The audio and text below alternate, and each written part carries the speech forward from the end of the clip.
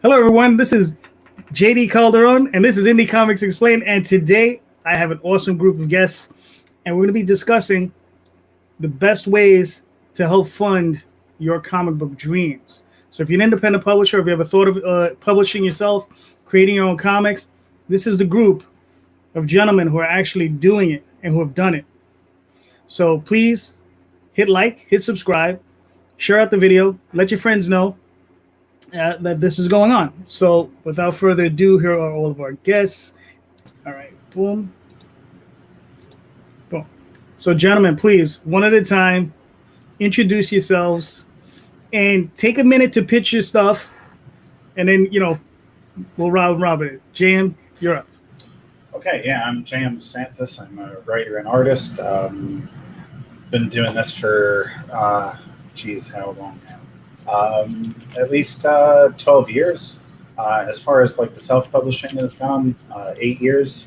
I started with what's still my main series, Calderon. It's a dark fantasy, kind of South Asian, Middle Eastern-based comic centering around a female lead. I have my webcomic, Gentleman Cthulhu. That's on gentlemanCthulhu.com, and I also do books and like novels books and children's books. So yeah, and my publisher is Darkfire Press. That's me. I own it, and we have a couple of other current writers and new ones coming in as well. Cool. Yeah. Ryan? Hi, I'm Ryan Kroboth. I'm an artist, colorist. I have a comic called Sunmaker. It's a post-apocalyptic fantasy about a man who has to decide if preserving his legacy is worth becoming a monster. I've self-published that through Kickstarter. And that's pretty much me. Take it away, Anthony.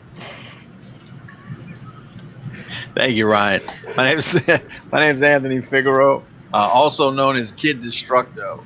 I have a comic book called God's Hand out right now. It's currently being funded on Indiegogo.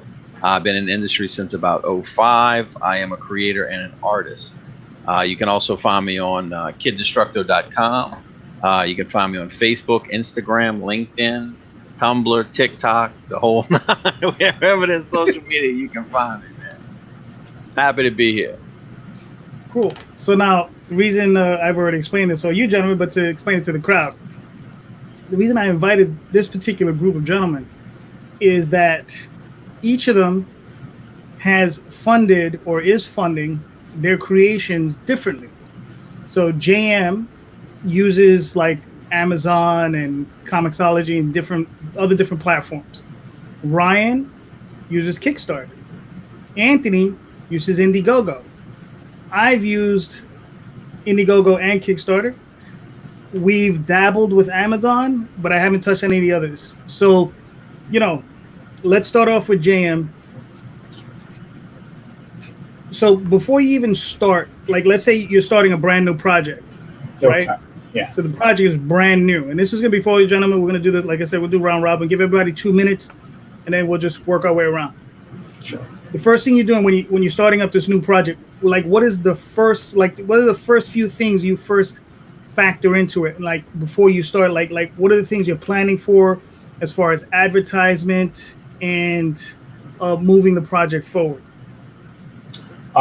So you mean after the project's done, or right? You're ready. You're gonna go launch. So you're ready to launch. So you're looking like, so okay, now how am I gonna sell this? Right. So that's been it's still a little bit. I hate to call myself out already like this, but it still is a little bit in development. But yeah, okay. So if it's a comic, right? I submit the comics to Kablam because I've been using them forever. They're a great printer. And, I'm not going to lie. I mean, there are people that will tell you can get a better price somewhere else. But honestly, I've never had an issue with them.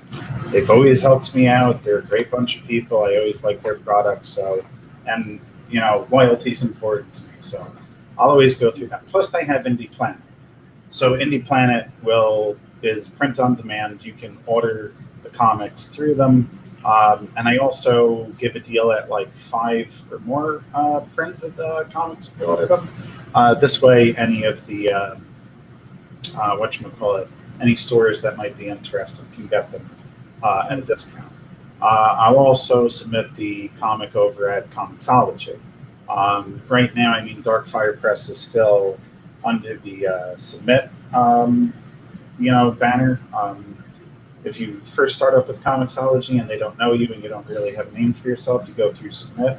But it doesn't cost you anything. I mean, they put it up, and you just kind of set a price. I mean, of course, you want to set a reasonable price for what you're selling.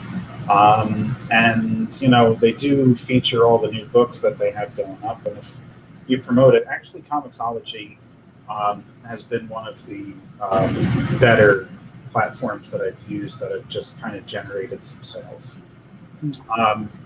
Now, if you're talking about a graphic novel or a book or a children's book, that also depends. Black and white books I submit through Amazon KDP. So that's Kindle Direct Publishing, but they also handle print-on-demand books. And I will submit them to Ingram Spark. Now, Amazon's print-on-demand for their color stuff is not that. It's not as good as Ingram Spark, and given Ingram Spark is not really as good as Kablam is, but at least Ingram Spark has an acceptable quality for definitely for children's books, and it's not as good as Kablam's, but it's still acceptable for graphic novels. And I'm probably going way over my time here. But so many platforms. So, but I'll give you another minute. Yeah. So Ingram Spark, yeah. But if you don't submit through Amazon KDP, they still take care of Amazon. They also get you on Barnes & Noble. They'll get you on Apple iBooks if you do ebooks. They'll Books A Million,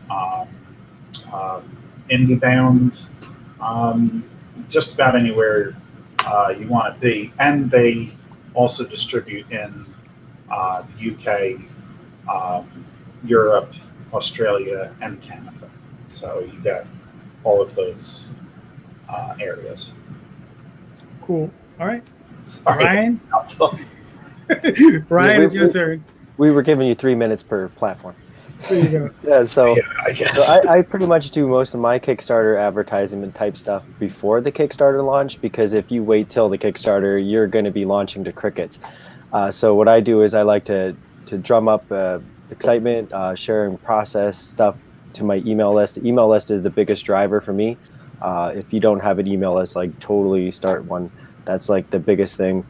So like one of the other things I do is like I like to share different types of project images, for example, and be like, hey guys, which one do you like?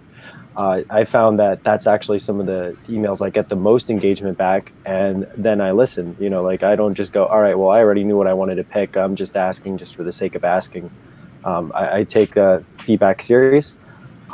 Other things I do is I'm part of a community of it's called Comics Launch. It's basically all people who are launching Kickstarters, so I'm surrounded by people who are doing the same thing. I try to stay pretty active in the community. I look to see who's launching projects around the same time I am, and I actually launch most of my Kickstarters with my good friend John Eddingfield II. So like we'll literally launch at the same time and end on the same day, so that way I have somebody like, I'm not just worried about my Kickstarter. I'm like, hey, how are you doing? Like, what's our plan? Like, I'm not going in at it alone. That's like the biggest thing for me. That helps a lot. But like I also look, like I was saying, I look in to see what other people are doing and when they're launching, reach out to them, do a little bit of cross promotion. And I find like just between those three things, like that's like the hugest driver of helping the Kickstarter campaigns be successful. Cool. I mean, I'm actually part of that same group, except I'm a super genius. I never get involved, ever. Because I'm a special kind of idiot, but whatever. We'll get into that later. You're special, all right. So, Anthony, what do you have to say? Oh, not much. I just basically get on there and I just, call up a few friends on the phone and say I'm about to put a book out. That's about it. No, I'm just, I do mostly what Ryan does. Ryan and I have the same. It's a similar platform. I mean, it's crowdfunded. So again, just like he's saying, this was the first time I kind of went out alone, so I had to learn a lot of stuff on the fly. Jam was kind of going at that. You learn a lot of this stuff on the fly as you go. But what I've learned is ahead of time, if you got promo art, preview art, start to flood that stuff out onto any social media you got, Twitter, Facebook, anything you have, flow that stuff out. And then, and Ryan had hinted at this, lock into communities. I mean, Facebook has a lot of groups. I mean, you have to get out there and basically pound the pavement hard. And wherever you can get in, you get in. Wherever you can be heard, you can be heard. I didn't have a mailing list, so I went with I did a pre-launch page. And so I did a pre-launch page, and then I did a promo saying, listen, if you went with the pre-launch, you got an extra thing if you signed up. So I beat myself in the head because I was like, all these years I'm making cons and I have all these people buying pieces from me, and I'm like, I could have been building a mailing list this whole time, man. I didn't, I just didn't know. But definitely hooking into your community and trying to figure out, who's in that crowdfunding community. People who have podcasts, live streams. You need as much visibility as possible. People tend to forget. I mean, they do. I mean, your own family will forget. you gotta be. I mean, you have to stay relevant, and so you have to be out there, at least talking about your product, at least doing something like that. Sometimes the cold calls are tough. Sometimes people don't want to see you just sending links. You have to. That's the other thing. You learn how to space that stuff out, man. Where, at the same time you're trying to get it out there, but you don't want to, be like a whore. I mean, you do, but you don't want to be a cheap whore. Let me put it like this: you want to look like you're respectable a little bit. You know what I mean? But I think visibility, wherever you can get visibility. I know I also went local. So I would do press releases to the newspapers, like any place where I could go and get any type of airtime. I sent some to the local news, local boy. I played that angle. So any place where you can get exposure, you really need to attack it and go after it. That's cool. Now, okay. Now here's something. Do any of you, we'll do this real quick. Do any of you have any questions for the others about what they were talking about as far as the platforms they use?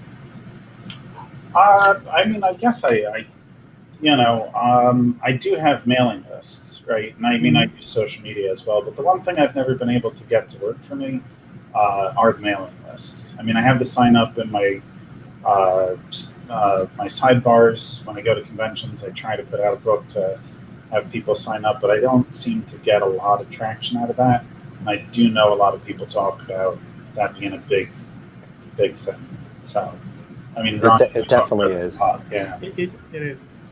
Right. To start off with, what I did is I just actually reached out to people. Like I messaged them, like people that I knew personally that have always expressed interest in my art and stuff like that, and friends, family, people that are in my cell phone history. That's where I started, and I got like a group of like 40 people, and that's where I started. And the nice thing about Kickstarter is once you do a launch afterwards, you can ask whatever questions you want, and one of the questions you can put in there, and it's definitely recommended, is, hey, I have an email list, would you be interested in joining? And I found I get about 70, probably 80% of the people who aren't already on my mailing list saying, yeah, that sounds pretty cool. Like, I want to jump in on it.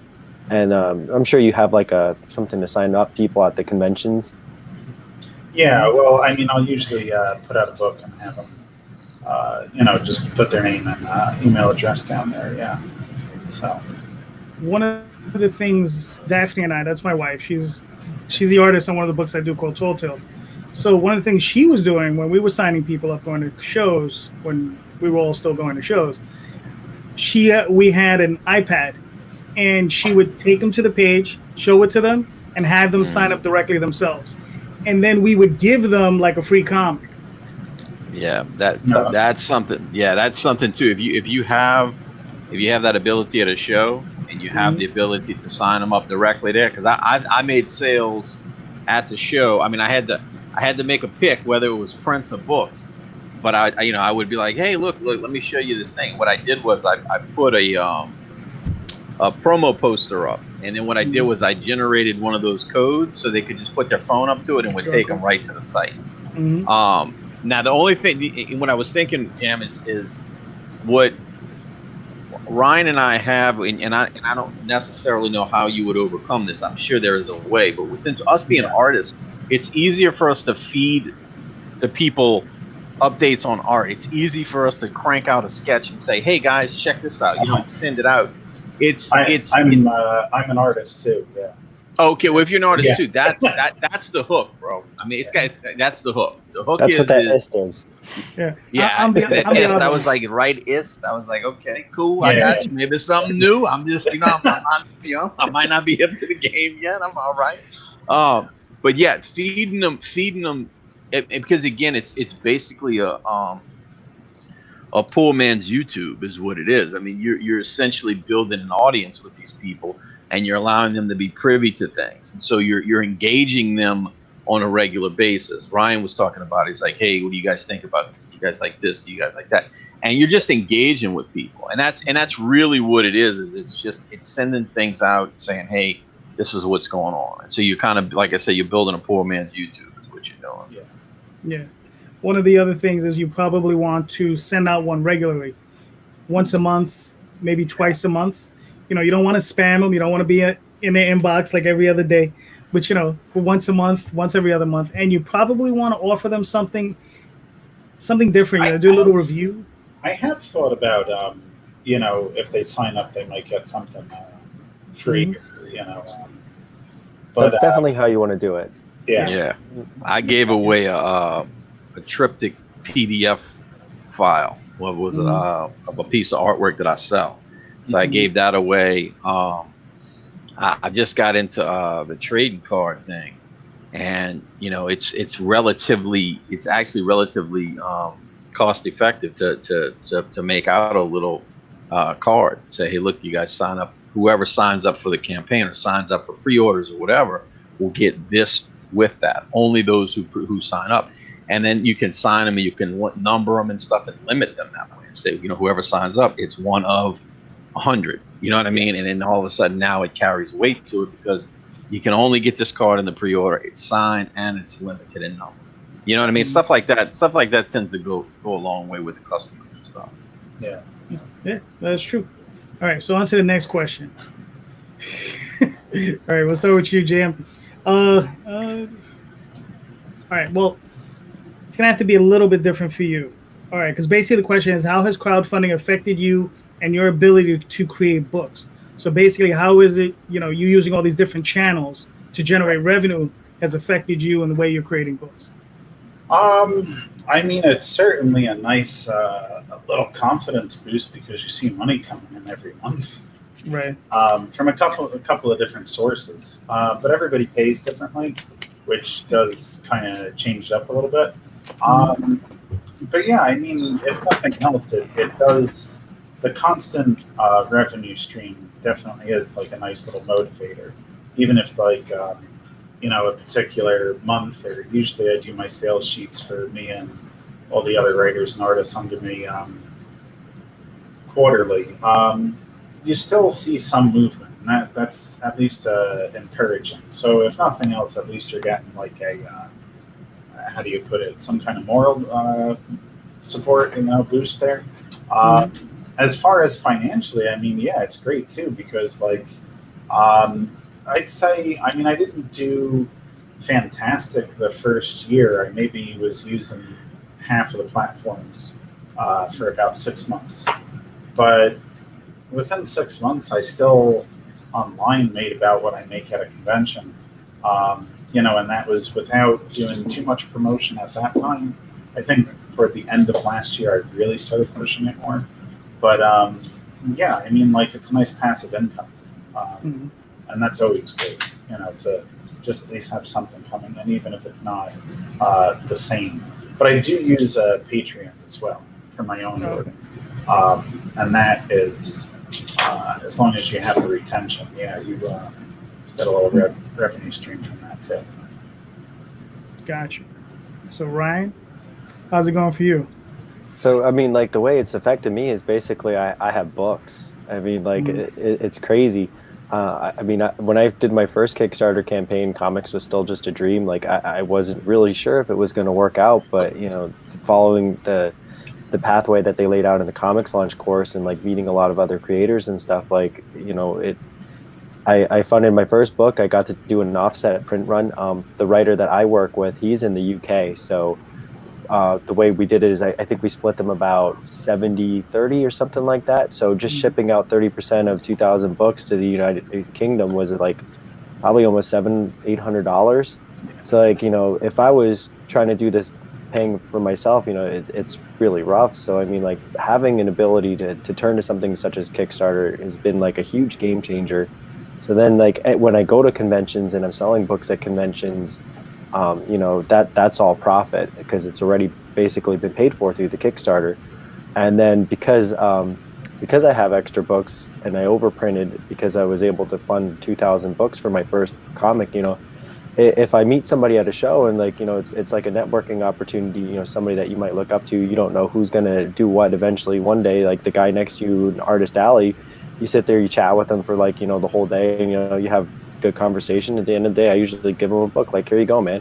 And you never know when those opportunities turn into, and that basically doesn't cost me anything because it's been paid through the Kickstarter. So it's a really nice thing to be able to turn to and use. And I mean, like Kickstarter has been a huge game changer for me.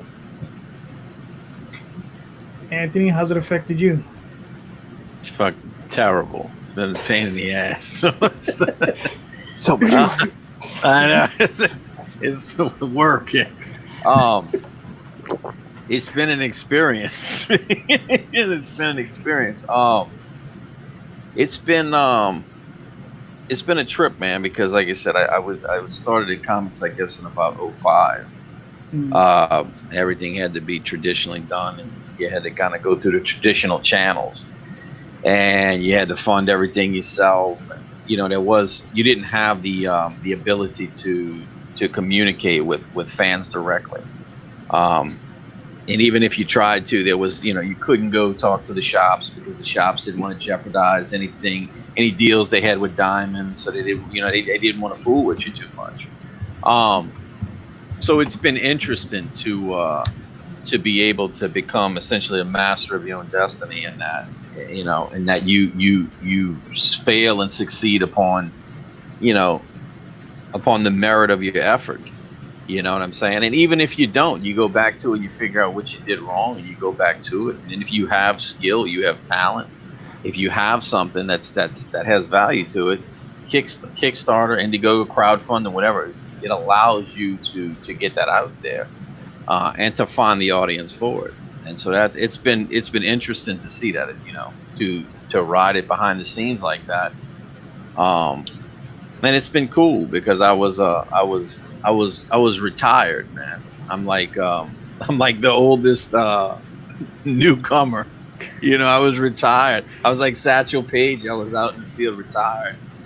Kickstarter and all these crowdfunders came out. I was like, I think I might be able to do this, man. And then here I am. Like Ryan and Jam said, with a book funded and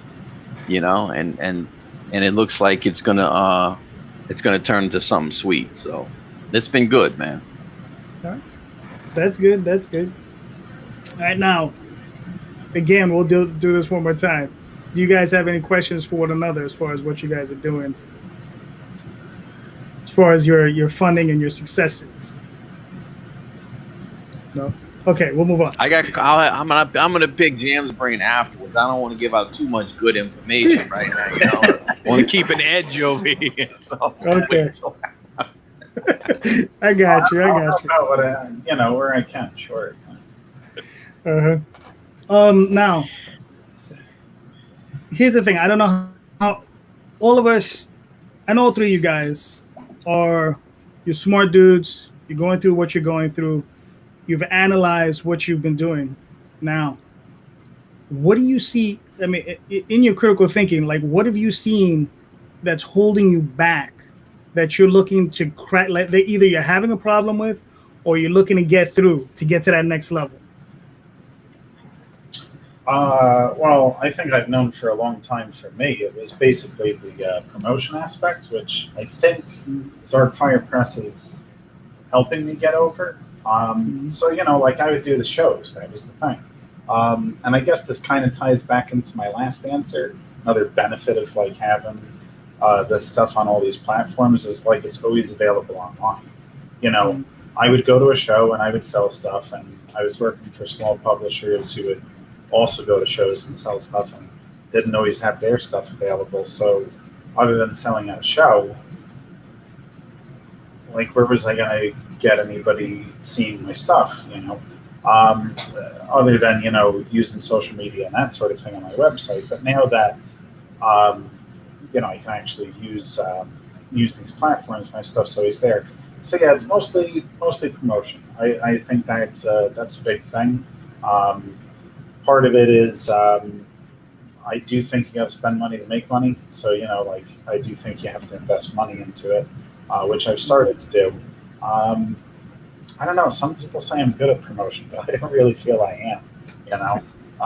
That's where I really feel I need to work, for sure. Yeah. All right, cool. Ryan? So I mean, it's pretty much probably the same as JM. Like mine is mostly like marketing to cold traffic. I haven't really done a whole lot of that. I've basically got to where I am based on warm traffic, connections I made, my network and stuff like that, which is awesome. Like it's an awesome group of people. But I haven't really been able to dig too deep into like, Facebook ads or anything like that, mostly because, day job, and it's really difficult. So as it is as balancing work, life, and then doing the comics, and then you're like trying to finish the stuff and hit deadlines, and trying to work in like learning a new thing such as Facebook ads is like, oh man, like where am I going to find the time? One of the things that I have found success with in the past is kind of like thinking of it as like a pendulum. Like, one time it swings back and all right, I'm going to focus a little bit on the marketing aspect. Like, when I first started building my email list, I didn't get anything done for about, oh my God, like 7-8 months. Like that was, I really focused it on it, like, did all that, and I didn't get a whole lot of art done. And as you guys know, as artists, like, sometimes that really drains you because, you're not being creative and you feel like you're not getting anything done. But it's the same thing as building a house. Like, it's setting up your foundation. And now that I've already done it and that stuff's in the past, like you reap the benefits. So, I mean, like, I know personally that I have to work on that for my cold traffic marketing. Gotcha. Yeah, I would say, I mean, what both those guys said is spot on. I think, I heard Billy Tucci say it, and he was just like, he's like, when the marketing department is at work, the art department is not working. When the art department is working, the writers are not working. It's, and it's a trip wearing all those hats. I heard what Ryan was saying about cold traffic stuff. I don't know. For me, when you ask that question, the first thing that came to mind is markets, and I want a piece of international markets, and I want a piece of Asia. I think that the anime is doing so well right now. It is so well received, and I don't know. And this is without getting, off topic or in the weeds or whatnot. I don't know. The mainstream here is, I don't know. It's. There's something ill about it. I don't know necessarily what it is, but there's an illness to it right now that is not attracting new readers and whatnot. And so as independents, we're kind of trying to fill that need, but we don't have, and like Jam and Ryan were saying, we don't have the eyeballs. We don't have that stuff on us. Yet you do have these mainstreams in Asia and South Korea and places like this where they are starving for content that a lot of independent creators can provide. It's just there's so much logistical stuff going on there, because you don't want to have to ship 2,000 books. I mean, the shipping over there is, you want somebody over there on the ground who can ship for you. You want someone, and like Jan was saying, it's money because at some point you're going to have to go over there and get boots on the ground. You're going to have to make some connections. I mean, Zoom's great. Skype's great. All these things are great to make initial connections. But there's nothing like you going boots on the ground and going over there and glad hand and really getting the lay of the land and stuff. But I think there's tons of markets out there that we haven't been able to quite get our hands on yet. That I think that's what I'm hungry for, man. Is those markets that are just, they're so hungry for the old. They're hungry for the traditional stuff, right? Mm-hmm. They're hungry for that traditional format. They want their heroes to be heroes. They just want a good story that takes them somewhere. That's rooted in this kind of good versus evil and this, morals and codes and all these things like this. They want something like that. They're not interested in all this agenda shit. They're just not interested in all that. They like old school tradition. You know what I mean? Like they want that. You know what I mean? And I think there's a spot for us to hit. It's just getting there. All right, cool. For me, my biggest thing has always been same like everybody else, promotion, but it's always been about reaching out. I've always been like a man. Like I'm a one-man army. I take on the world. I see the mountain, I rush it, and I've been squashed many times. But I'm still rushing at their mountain. So climax, baby. But this is my way of trying to help, get some help with the mountain, because it's rough. I've been at it since '92. So it's and I like to dig my head into the paper and just work. The promotion thing is just like, oh, really? I gotta do this now? And I know everybody knows how that feels. It's like, oh, really? All right. But let's move on to the next question. So guys, what's next? So JM, for all of you, like, what's the next mountain you want to climb? I mean, so what is the next level for you to move on to? Well, at this point, I would like to, of course, be selling more books. Yeah. But yeah, I would like to be getting into more stores, definitely more locations. I'd like to be able to up the promotion too. So far, so good. Just to bounce back to that for a second, I've been using a lot of boosted posts on Instagram, and that's done pretty well. And speaking of, what was that? If you boost a post on Instagram, and you can put in certain criteria that you want. I have noticed, for whatever reason, speaking about international markets, not as far as Asia, but I don't know, we get good responses in England for whatever reason. But yeah, I would just like to get more connections with bookstores. I think right before the pandemic hit, I was planning on visiting more because I had a Barnes & Noble signing, because I knew a guy at Barnes & Noble. Since my stuff is available through Ingram and they cover Barnes & Noble, it's in their system. But yeah, I would like to get more independent stores, of course, the comic shops. I think that's really that's the next thing I'd like to hit for sure. To have physical books in stores. Okay. Cool. Ryan, what are you looking to do next? So I'm still working on my first series. I don't know how far along these guys are. Obviously, 92 and 2005. I think these guys have probably finished some stuff. So I'm still pretty. Think so, but not quite. If you're working towards that anime series with 900 episodes, I guess you got a long way to go. You're still working on it. But yeah, I'm just trying to finish up my first series. Finishing up issue 3, which completes the story arc. And then the next big thing for me is I want to take some time after I fund issue 3, hopefully fund issue 3, and then put together a collection, my first trade, my first hardcover, which is going to be really sweet. I'm looking forward to that. Reaching out to some of my writer and artist friends already now, because I really want to put in some back matter and extra cool stuff for the people who've been there all along and have been part of the journey, getting to help me fund the books and help me realize my dreams up to that point. Some of the cool things I've done so far, I think anyway, is I have little stickers that I got made. My Sunmaker's comic is kind of like me and Liam are really into video games, and collectibles are a huge part of the video games. So each Kickstarter, you get a part of the sticker, and then when the hardcover comes out, it's going to have a collectible book plate, and then all the stickers are going to assemble on it. So it's like That's little cool. fun stuff like that, like, you know, like including the people who've come along the way, like, you know, you're the one that made this happen, like, you know, thank you. You get to have something that nobody else is ever going to be able to get anymore because you've been there for part of that. And then I think it would be kind of cool, like once I have my first series, you know, just see if like there's any kind of mainstream publisher that's interested. Like, you know, there's a lot of really cool, like I'm not looking for like Image or IDW or anything like that, but there's like a lot of really good people like Source Point Press and stuff like that they're doing really great things in the indie comics community, and like the books that they're coming out with are awesome. You know, it's worth a shot. You know, you never know what's going to happen. Something cool. Yep. Gotta have goals. You gotta have goals. Yeah.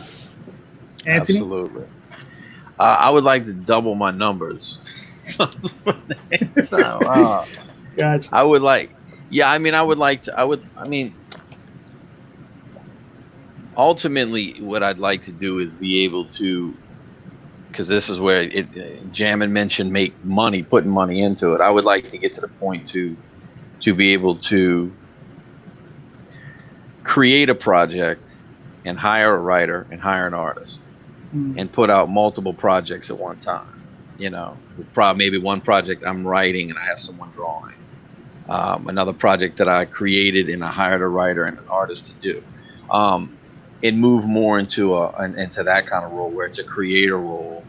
Of course, moving into any type of animation, video game, merchandising, stuff like that. I mean, you know, stuff like that where you're taking your IPs, first creating a house where your IPs can live, and then any IP that you have that has any type of legs, moving that into any type of merchandising stuff. You know what I'm saying? And then I think that's the move where you can kind of you can branch out. Comics are such, you have a market for that. But when you move into anime, you move into collectibles, you move into stuff like this, then you're starting to widen your net a little bit. And that's, you know, next time out, I'd like to double my numbers so that I can start to have the funds to start to invest in an idea house. You know what I mean? A place where I can start to crank out those IPs, man. Gotcha. All right. So, JD, how about yourself? Oh, Yeah, damn it, man. This question. What am I moving on to? Well, you know. He's like, oh, darn. Yeah, I know, right? Well, I mean, you know, I got a current Kickstarter running. I think 2 days after that Kickstarter is done, I have an Indiegogo running. So, yeah, it's just a matter of just continuing the madness. But the real goal, ultimately, is to, I want to put out my first trade, well, not my first trade paperback, but the first one for Oswald, because I haven't really done one for him yet as a comic book. So I'm looking to do that this year. So that's my next step. So we'll see. The other thing I'm looking forward to is I'm really trying to keep an eye on what's going on with Lunar and what is it, UCI, the other new distributor that's out, the one from Midtown Comics and DCBS, because I'm very hopeful that they're going to open up and they're going to make themselves available to smaller publishers. And as we all know, I mean, I don't know if you guys have ever had to deal with Diamond.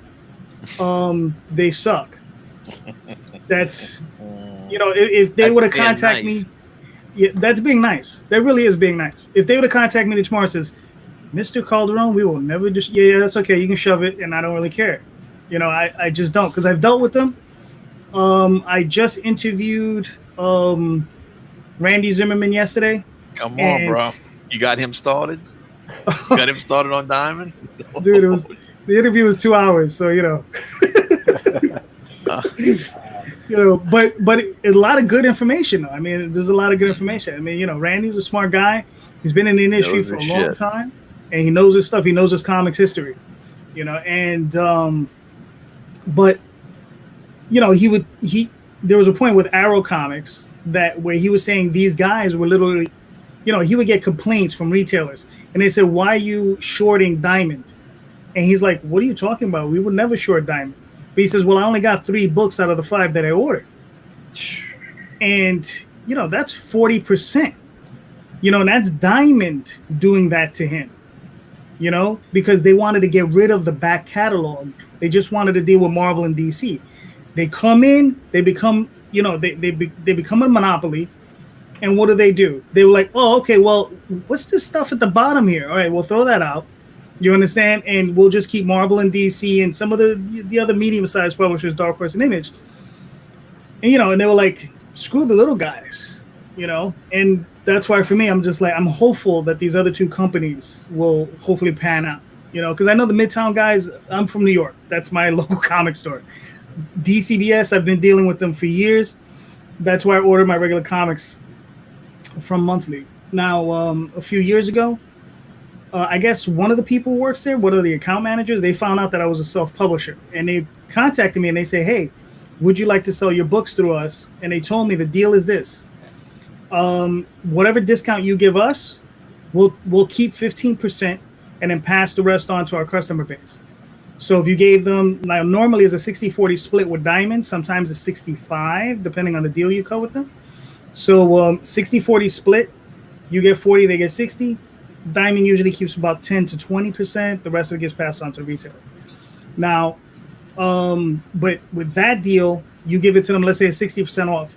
They would take 15% and pass 45% off to their customers, which is really good for the customer, because that obviously makes a customer order more. You'll get more people, who want to buy this.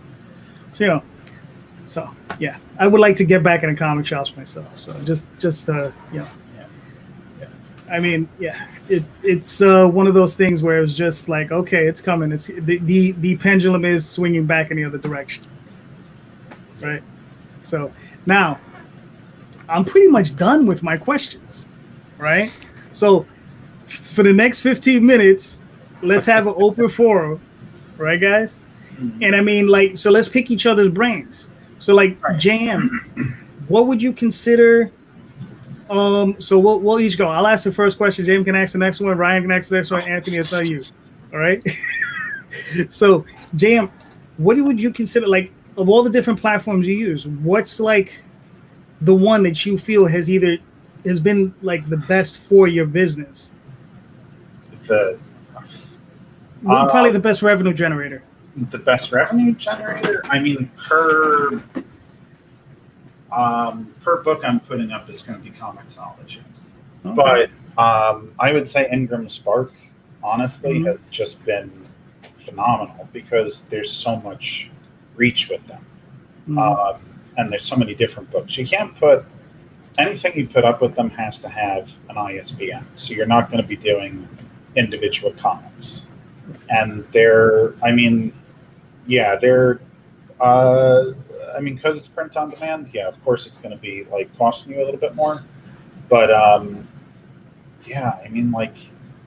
the books can be anywhere. I mean, I have a sign-in at Barnes & Noble because they can get the books, We sell books in the UK because they can order the books. I mean, it's just, they're great. I would say them, if anything. The only thing is, out of all the platforms I use, I mean, Kablam, usually you have to order some copies. That will put it up. But Ingram Spark does have a setup fee. So you definitely want to make sure you have, say, your book submitted at Indie Planet, Kablam, get it back, or through Amazon KDP and get it back, and make sure everything's good, because you've got to pay to update it if you need to. So you want to make sure what you submit to Ingram is exactly the way you want it. But I'd say that was the best one. Oh, plus you were talking about, you were asking about whatchamacallit before too, promotion. Ingram also has, you have to pay for it, but they have a magazine that they put out quarterly. You can pay for an ad in there, and they will feature your book in there to libraries, bookstores. It gets that kind of reach too. So it's. Have you ever tried that? Yeah, no. Every book I put up, I usually buy that ad just to, I almost just factor that into what's going to cost me to put the book up. But do you see that, has it made a difference? Good question. Not a big enough difference yet, but I also feel like it's still growing. I mean, it's like I said, every month we're selling books, and every month definitely selling books on Ingram as well. And I think over time it does increase. The only lull I saw so far was January, February.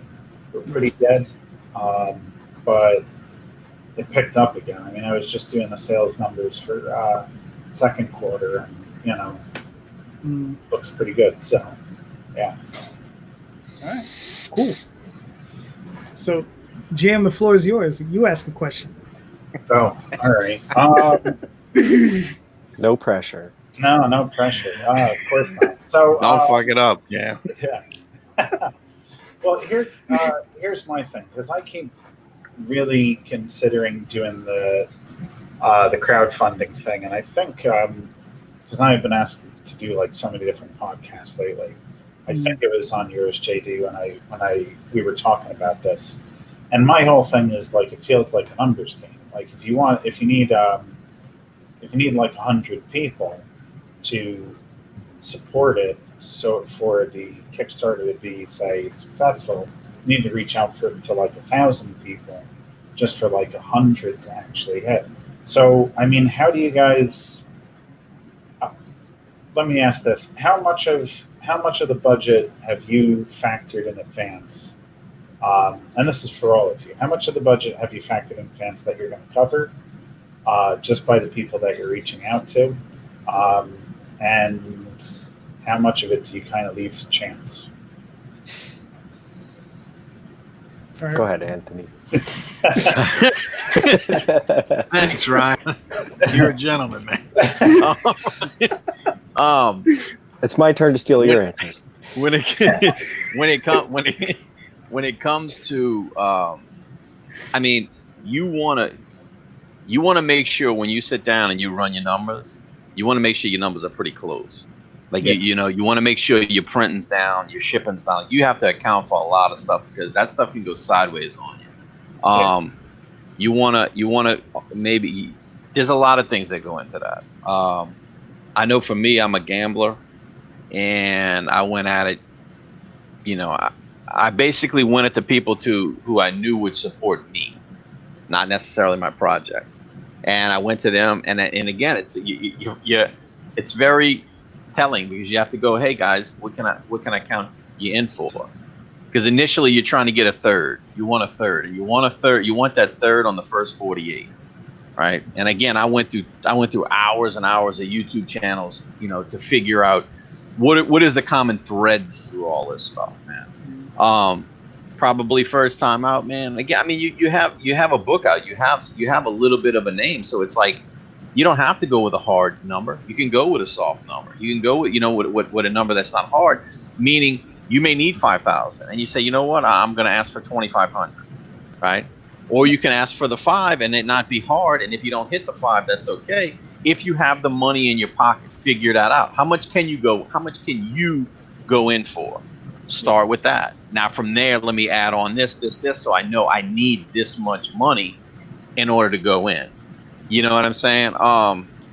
And then there is, it's a fucking roller coaster, brother. I'm gonna tell you that, man. That's on the fucking launches, and you'll be like, yay, I'm fucking garbage, oh man, and you'll just be all over the place. But it's amazing how just that stuff, when it starts to hit, But I would tell you in the beginning, man, definitely make sure your shipping is factored in. Make sure you do not screw the pooch on the shipping, bro. That stuff will come back to haunt you. Also, leave yourself a little cushion in your shipping for your stretch goals, because you don't want to kill yourself there, and all of a sudden you got stretch goals to throw in there. And just depending on what you're offering, it depends on how you hit, But for me, I basically said that I needed about 6,500 to make it happen. Now this would have been bare bones. It had been just no perks, no nothing. And so I asked for 10. and I went in on it, and I knew, and it wasn't a hard 10, it was open ended, and so I knew as long as I could get 65, and I knew I had about 3 off the rip from my own people, so I knew that. So I said, if I can get to 3 in there, man, and I can start really just hitting the pavement, grinding, I think I could pull that 3,500 off. And even if I didn't hit the end, I knew I was going to put something out one way or the other. Something was going to get printed. Something was going to get printed one way or the other. But I was fortunate enough to hit my goal and then go over. And I've hit a few stretch goals and stuff. And it's been, but definitely as much as you can get your numbers down, figure them out, man. Figure out as much as you can. Yeah, true stuff. The thing that's kind of scary for Indiegogo for me is you're on the hook if you don't fund, right? Yeah. So that's the nice thing about Kickstarter is it's all or nothing. So it's your audience is also in on that. They want to see you hit your goal, because if you don't hit your goal, you're not gonna. There's no book. It's just it. So that's the nice thing. Indiegogo scares me, man. But for me, that's Kickstarter scares me. I'm thinking, well, if I don't hit it, you ain't getting shit. At least this way, I'm gonna get something. I'm gonna make something happen. That's true. That's true. I feel you. I mean, a lot of us do put a lot of skin in the game, and like he was saying, and Tyler James is one of our mentors. He always tells you like Kickstarter is a game where you get to choose the difficulty. Like if you need $6,500, like he was saying, and you set the goal at 6,500, well then that's up to you. But like he was saying, like you can lower your goal depending on it. For me, I come from like a little bit of a unique spot where I started a course with I think it was about 20 different creators. So I knew all the people were right around the same level as me, audience-wise. So what's really nice is as we've been going through launches together, I'm looking to see like what they're doing, what kind of rewards they're offering, stuff like that. I'm looking at people who are way, like I'm trying to find the camera, like way up there, whatever. People who are at the same level as me, and like different Kickstarter pages, like Kevin Joseph, who does the Tart series. He just finished off a Kickstarter campaign. Like I'm looking at his Kickstarter pages all the time because he's doing like amazing things. So you look at the stuff like that. I was able to look at different people who launched around the same time as me and see like what kind of rewards they were offering, how many people were backing those rewards. Like, hey, look, they commissioned a print tier package. Like how many people actually took them up on it? And, using that, I was able to logistically decide like, all right, well, I don't want to have a print tier because it's not really bringing in that much revenue. What I'd rather do is I would offer a print as a milestone reward, and then everybody gets the same amount of value. It's a little bit of excitement. It gives me something to talk about during the campaign and stuff like that. And there was something else I was going to say, and now I just lost it. Yeah, but I look at my numbers and I basically find out the print goal and I do the shipping, and that's what I set my goal at. I break it down. Oh, the big thing is don't just offer like one reward level, and that's what's nice about Kickstarter is like you can have your digital, and there's going to be like my first Kickstarter campaign, I think I had 45% of the people just took the digital book, and then the print tier reward, your basic print tier, that's going to be your next biggest seller. I think the next 30 to 40% of that came from the print. But if I looked at just my first Kickstarter campaign between those two rewards, which was about 80% of the people, that only brought in about $900 out of the $3,200 goal I needed. So there's a big discrepancy. So the thing you want to think about is offering the bigger tier reward. So you're like, if you're just thinking about, all right, well, I need 100 people to fund my book, and that means I need to get 1,000 people to the page. Like if you're looking at it that way, it's going to be a little bit more difficult. But like, have some higher level rewards, because they tell us all the time, like, you don't know how much money somebody wants to spend. Somebody might come to your Kickstarter page and they got like $100 waiting in their wallet, and they want to blow it on your Kickstarter to get something super cool. And like, if they get to your Kickstarter page and you have a $12 book, well, guess what? You just sold a $12 book. Yeah. So, and one cool thing I've done is I've offered cover commissions on my Kickstarters, and so far I think I've sold like 3 of them. I've tried to do cover commissions outside of the Kickstarter, but like the Kickstarter is where, like, I get a lot more focused people who are like, hey, this is going to help him hit his goal and stuff like that. And I get to make cool art for somebody, which is super exciting. And then it helps fund my book, and that makes everybody else super excited. So it's all what you make it. Yeah. Well, my situation is a little different. You guys are artists, so you're creating your own stuff, right? So I actually You're always trying to be different, JD. You're always trying to be different. I was just born that way, man. It's terrible. It's just I was picked on as a kid. It's that specialness, man. It's that specialness. Exactly. I was picked on as a kid. What do you want? So I had to learn how to fight. Go for the knees.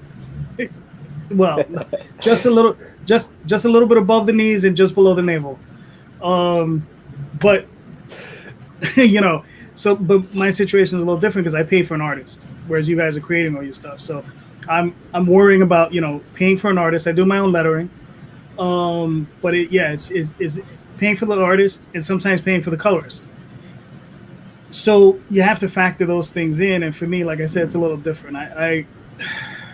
I started off by ending with I had a windfall of some money that just landed on my lap, and I spent that money, and all I've been trying to do ever since is just replenish that cash. So I put it out, I do the Kickstarter, and I just try to replenish that and just keep that circulating.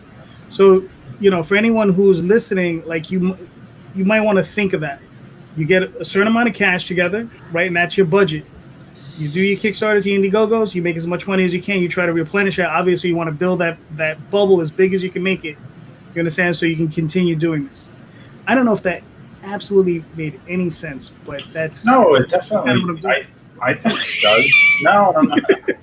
No, I think it does, and I think that's. I mean, just for an aside, I think that's how some of these bigger companies keep just bringing in more and more. I think when you have so much money that you can invest in something, inevitably it should, if you can reach a certain amount of people and you can get a certain amount of sales in with that money, you're almost guaranteed to make it back, and then some. So it should grow. I mean, I think that's the idea.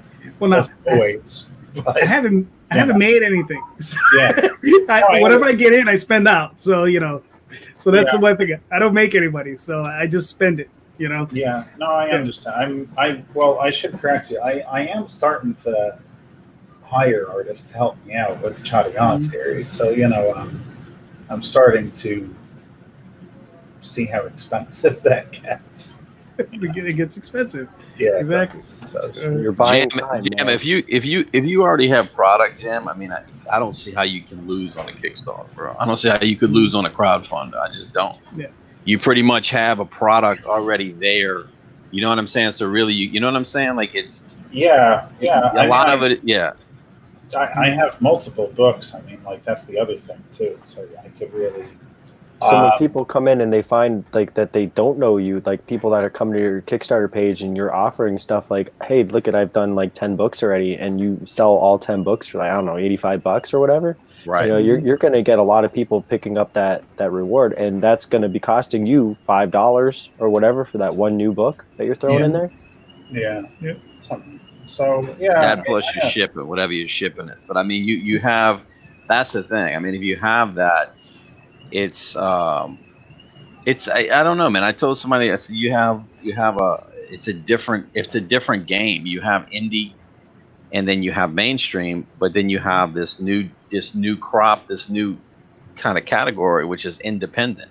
It's not indie because the product is as good as the mainstream. The paper, the coloring, the binding, it's all mainstream, and it's done by people who are craftsmen.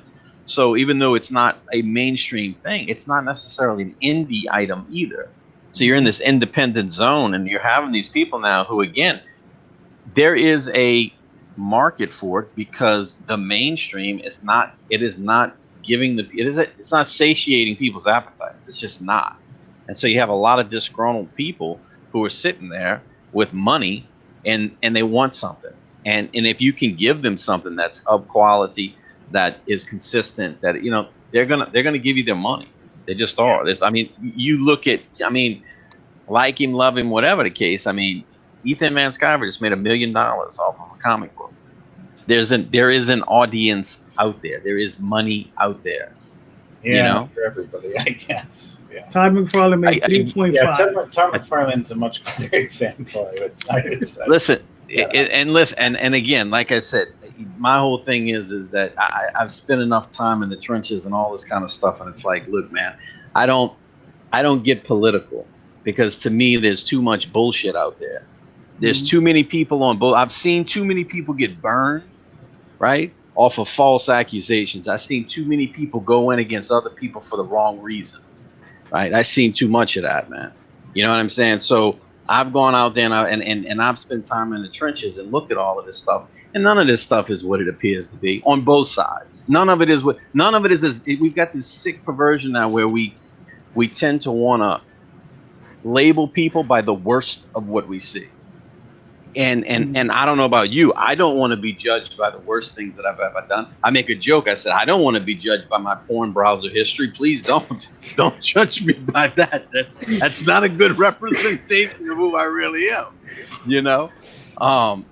And I just, you know, I see there's a market out there, and I see there's something to it. And regardless of who it is, there's a market for people who are disgruntled with the status quo of what's going, which is good for us. I'm glad. I look, man, let Marvel and DC keep screwing shit up. That's great, bro. That now allows us to come in and fill that void and say, listen, that's fine. Just keep doing it. We'll take it from here. We got it. Don't go ahead. Just keep doing what you're doing. You know, and you'll see a whole new, like I said, class come up. It's like an image moment, but it's different. You know what I mean? It's our own little movement where it's coming up, and it's like, look, man, you got a lot of independent people who are coming together making good product. Mm-hmm. So it's like, hey, man, it's there. So I think if you have product, Jam, go for it, man. Throw it out there, dude. All right, now, Ryan, your question. I'm really interested in the whole Indiegogo thing. Like, do you guys run it as like a 30-day campaign, or like how is that? My guy Ryan, are you from New York? No, I'm from Pennsylvania. Pennsylvania, my guy.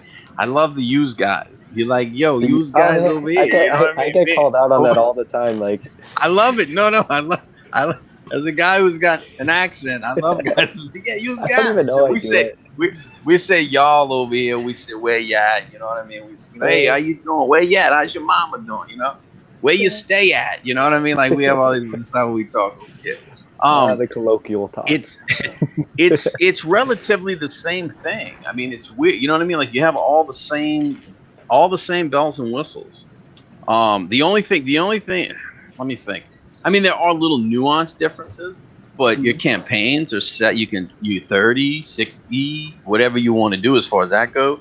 You have the same tier packages. We have perks. They call them perks. I don't know if you can do this on a Kickstarter, but like I can set up my perks and then I can do add-on packages, and someone can go and they can build their perks. So say they want perk tier number 1, and it's got the book and a bookmark.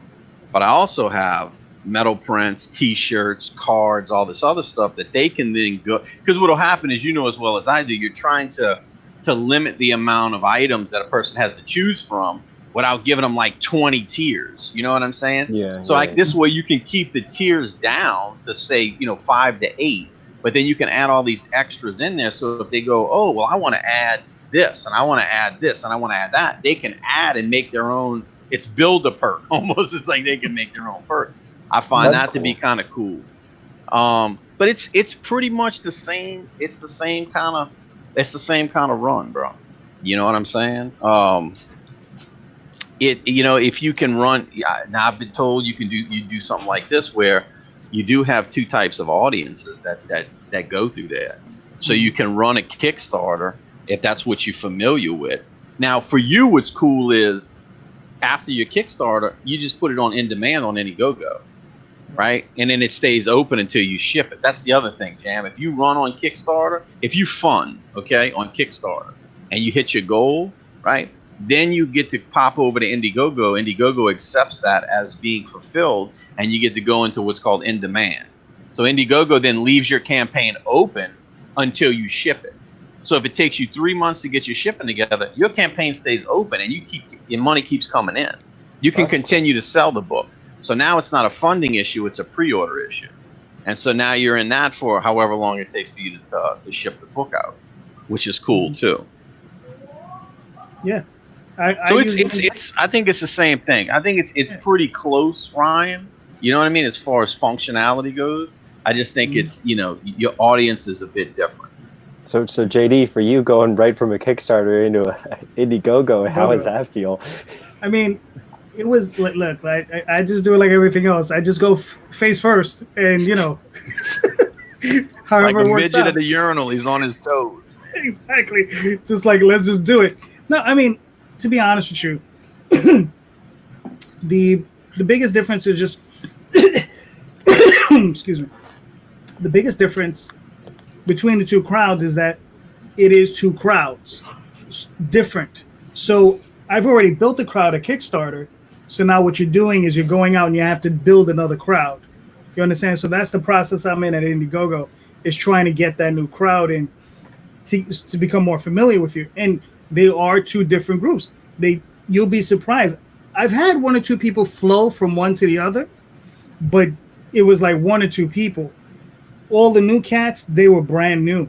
So this is a brand new audience, a different audience. The only difference is that you got to reach out, you got to find those people, and they got to find you and buy your stuff. And it's the same thing. And what to add on to what Anthony said, that in-demand feature is awesome. I was just checking my emails and I was like, Indiegogo is sending me X amount of dollars. Oh, damn, somebody just ordered some books. So, you go back, and that's what they do. They just send it to you like, oh, okay, I got some extra bucks. Nice. And, you'll get that. And you can just, I've already fulfilled. I got the books just sitting in my, I got extra copies. And, you just go, fill them out, send them off, and it's the one thing that Indiegogo, I do feel, has over Kickstarter. That is probably it for me. But I think both platforms have their pluses and minuses, but that's definitely a big plus. But, like I said, it's working, but it's finding that crowd. But I'm going to find that damn crowd. I don't appreciate you talking about the minuses of Indiegogo, bro. Okay, I don't appreciate. To be honest with you, there aren't, just like Kickstarter, there aren't many. I'm just playing. I know. I'm just playing. So, Mr. Figaro, what's your question? Yes. Fuck, I don't know. I'm such an inappropriate person. I always have inappropriate questions, and I always ask things, and I try not to throw grenades, and I just can't help. I find them in my hand, and they just wind up rolling out and shit like that. How much time we got left? I mean, listen, I'm. I don't know about the rest of you guys, but I'm an adult. I can do whatever I want. Say something like that. All right. You just want this one to be longer than the other one you did last night. No. Oh my goodness, man. Randy's good, man. I don't think we can top with Randy. Randy knows his shit. He knows his business. Yeah. I don't know, because do you? I don't know. This isn't necessarily a business question, but I guess I'm gonna go ahead and dive in, because it's, what are JD's like, motherfucker here, bro. I'm on Indiegogo, and basically what happened with me was that I went and I funded my campaign, and then afterwards I caught a lot of flack just being online and kind of going through some shit. And I found myself in a position where I said, piss on it. And, I went into Comicsgate. And what I think has been beneficial at this point for me, because I did everything myself in the beginning. And I grinded it out, and I just, all the stuff I told you I did. And then when I got over to Comicsgate, it was, and I have to say these things because they're true. And, I was welcomed over there. I wasn't asked to sign any secret pledges or to vow to hate anyone, or I wasn't given a Nazi ring or anything like that. But I was surprised. I was surprised at how much, and it sounds like what Ryan was talking about. I mean, that's what I stumbled into, was a bunch of these creators who basically welcomed me in and promoted my book. And basically there's a community over there that, again, and I'm in private groups over there with a lot of good people who just want to make good books, and they're really not into all the noise and all the nonsense. And it's been really beneficial to be a part of that. And these guys have showed me a lot of stuff. YouTube is one of the things that I think I'm going to have to build the YouTube channel and start to really engage and take that list that Ryan's talking about and take it to the next level. But there is a community there that, again, has been extremely generous with me. I mean, essentially, I've been over there for about 2 months, and I want to say they put $2,000 in my pocket. And I mean, and that's and this is all in demand. This is all, just real light stuff, nothing heavy. I didn't go on anybody heavy show. This is all the people who are on the ground, on the trenches, promoting each other's books, man, promoting each other's stuff over there. And I just find it. We had a show JD was on. How me and JD met was that we were on a show where it was SJWs versus Comicsgate. It was this debate thing, which was it turned out to be really cool and JD was the neutral. And it turned out to be really cool because we got to talk shit out, man. And we got to actually kind of realize that at the core of what Comicsgate is, at the core of it, past all the bullshit. And again, like I said, going in the trenches after the fact and being back there and seeing what it is you realize that it's just essentially people who want to make good books, and they want to make a good property, and they want to make sure that their customers get what they want. And so you have a wide variety of creators and a wide variety of things. And I guess at the core of it, part of what I'd like to do is educate a little bit. I don't mean to make that sound in any type of derogatory way, but to educate a little bit on actually what Comicsgate is as a community, and make people kind of realize that if you're about customer service, if you're about making good books, if you're about craft over ideology, then you're Comicsgate. Whether you admit that or not, that's the truth of it, because that's who's there. And so I just want to say, I want to welcome you guys. I would like to know what you guys feel about it. I do. Again, because that's it. My channel is over. Not a chance in hell. Most of the people, and again, it's unfortunate because most of the people that I run into, who have ideas about Comicsgate, I don't know anybody who's ever really sat down and talked to anybody who's been in Comicsgate. Well, and so my question is, who have you guys sat down and talked to in Comicsgate? Here's the thing I'll tell you about it. My book does have an agenda. I mean, I'm a white guy doing an Indian female. I mean, I was looking to specifically get political with it,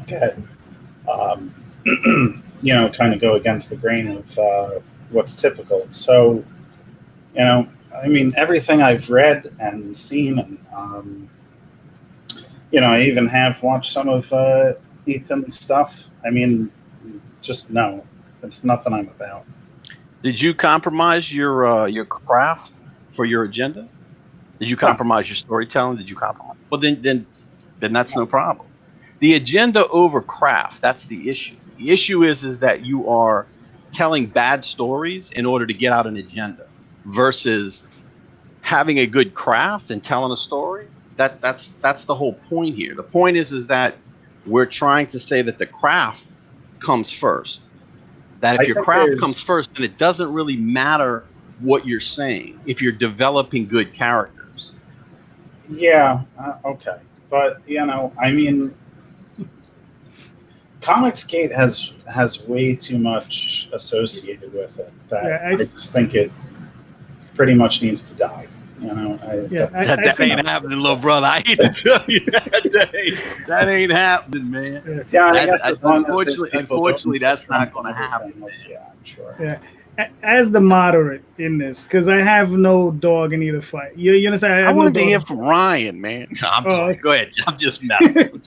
No, we're definitely gonna hear from Ryan. But I mean, the thing is like, because here's the thing. You know, everybody froze. I froze. Everybody froze. Okay.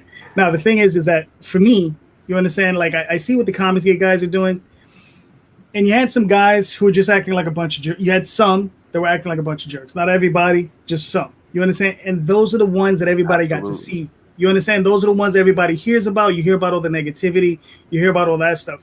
But there is a community over there. They are trying to help each other. They are trying to create good books. But you do have a percentage of bad players. You understand? But that's on anywhere you go. That's what I was going to say. You have bad players on both sides of this. You know what I'm saying? Like as many bad players as you want to say you have on one side, you have really repugnant behavior on both sides. What I'm saying is I am not going to define the other side by the worst behavior. I'm just not going to do that, because I think that there are more people like you, Jam, who are good creators who have something to say. I'm not going to judge you by Robbie Rodriguez. I'm not going to judge you by someone who sends pictures of their assholes to people on Twitter. I'm not going to judge you like that. I'm not going to do that. Because you know what I'm saying? Like, that would be totally unfair for me to do that. Right, but I'm not part of anybody's movement. Yeah. See that's the issue. I think that since it's part of a movement, you understand? Since it has a label and there are people ascribing to Black Lives Matter, because I'm supportive of that. Right, but that's sorry, it broke up. I said unless it's Black Lives Matter, which I'm supportive of that, of course. Yes.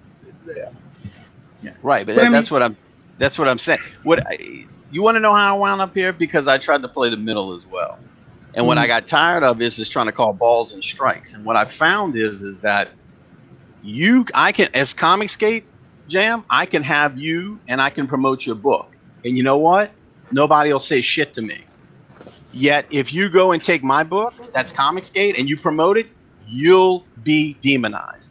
And so this is my thing. It's like, so this is what pushed me over. Was that when I tried to play ball and balls and strikes and play in the middle, what happened was I got attacked by a certain group of people. And so it's just like, well, what is this? Why are we playing like this?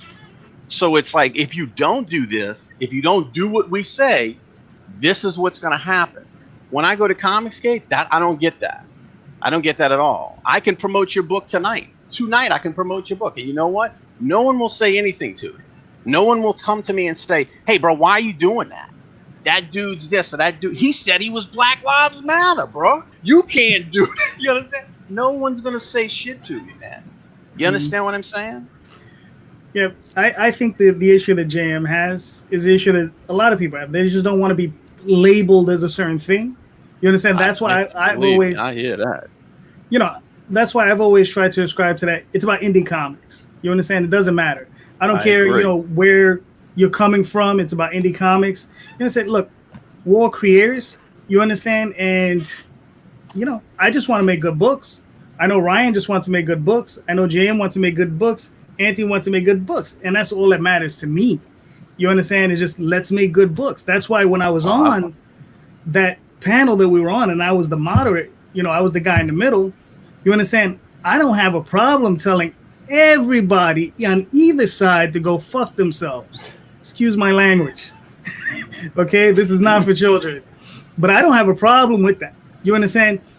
Being from New York, being from Spanish Harlem, being in as many fights as I've been in, walking down as many scary streets as I have, you understand, has created a certain attitude in me where it's just like, sorry kids, we're on the internet.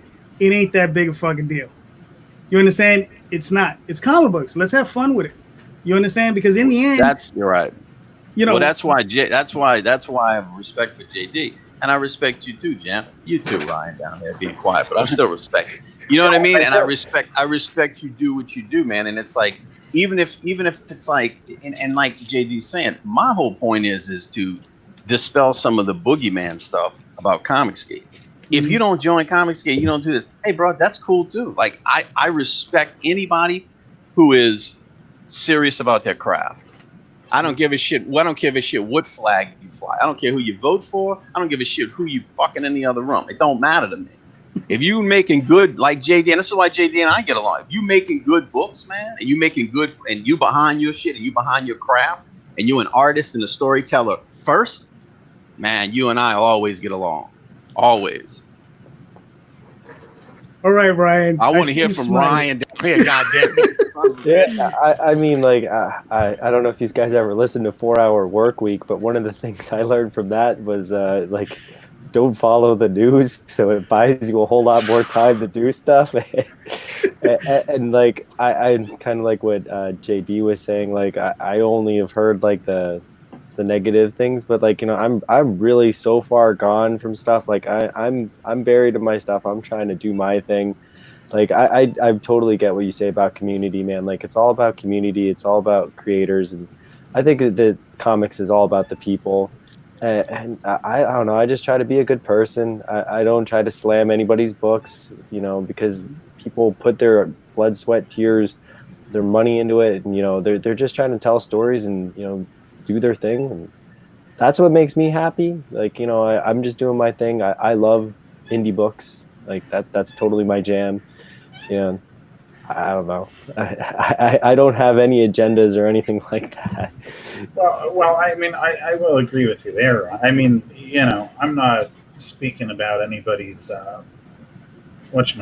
anybody's creative stuff. I mean, yeah, it's a completely different thing. But you know, the movement. It's got a lot of baggage with it.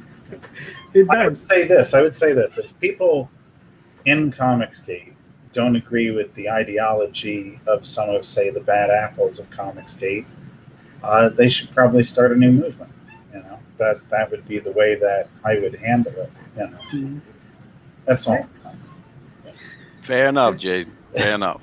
Fair enough. So, all right, we're gonna cap it off there. We're all in agreement. We all love good comics. Yeah. I just want to say I love you guys, man. I love you guys. You guys are awesome. You know, so, but really, guys, thank you for being here. I mean, like I said, thank you for having us on, JD. You know, thank you. I mean, like I said, I picked you guys because I knew you all came from different and diverse backgrounds as far as comics and where you're coming from and where you're funding. You understand? So, I mean, you know, and I think it's important to try to stay in touch and, you know, try to, like, you know, bring the community together just as indie comic creators. You understand? Not as one thing or another thing, just as indie comic creators. Because in the end, I mean, we only got each other because believe me when I say Diamond does not care about you. Marvel and DC, you're not even like a flea. It's like they care nothing for you. They care nothing. As a matter of fact, the faster you go away, the better it is they feel about it. You know, yeah. So. Well, yeah. I will add this. I do wish independent creators would stop doing fan art of Marvel and DC characters at conventions, because I know you're making a quick buck, but all you're doing is promoting their stuff. I've been guilty of that. I mean, you know, I will say, listen, Jay. Since I've started my own IP, I have stopped doing it. Yeah. Yeah. Daphne's done it, so I can't. You know, what am I going to say? I've done it too. I mean, it's happened, but I don't think it's anybody's good interest on the long term. Right. Yeah. So it makes lots of money. But. Oh yeah, of course. But before we close, please, everybody, you know, starting with JM, let everybody know where they can find you on, you know, whatever social media, Facebook, you know, all that stuff. Okay, yeah. So Instagram, JMD Rightist. Okay, you can see Rightist down there. Twitter, J.M.DeSantis. JMDeSantis.com is my website, and then darkfirepress.com for the publisher website, at Darkfire Press for Twitter, and at Darkfire_press for Instagram. Cool. Ryan? All right. You can find me at ryankroboth.com. That links up to pretty much every social media I have, Facebook, Twitter, all that. And so wait for it, you guys want any Kickstarter help, feel free to hit me up. Even anybody from your audience, I love taking a look at Kickstarter pages, giving some constructive feedback. I'm always up for that. Mr. Figaro? Mr. Man, shit, I'm moving up in the world. They calling me Mr. now. It's just comments like, get the fuck out of here now. It's the fedora. This is what it is. I'm fooling everybody with this motherfucker. Yeah, so my name is Anthony Figaro. You can follow me on Twitter, Facebook, Instagram, TikTok, Parler, LinkedIn, any one of those places. You can either find me under Anthony Figaro or Kid Destructo. Right now, I am currently on Indiegogo, God's Hand. It is in demand right now. It will be in demand till August. We are about to hit another stretch goal, so you might want to get on that. And like Ryan said, you can reach me at kiddestructo.com or at Anthony at kiddestructo.com. If you got any questions or anything like that about Indiegogo, crowdfunding, or anything like that, if you'd love to talk to you and chop it up. So that's all I got. So thank you so much, guys. Once again, thank you everybody for joining us. Please hit like, hit subscribe, share out the videos, let everybody know we're here. And I have a Tall Tales Kickstarter that's ending in a couple of days, so please go over there, check it out. And I'll talk to you all later. Thank you. Good night, guys. Have a good night.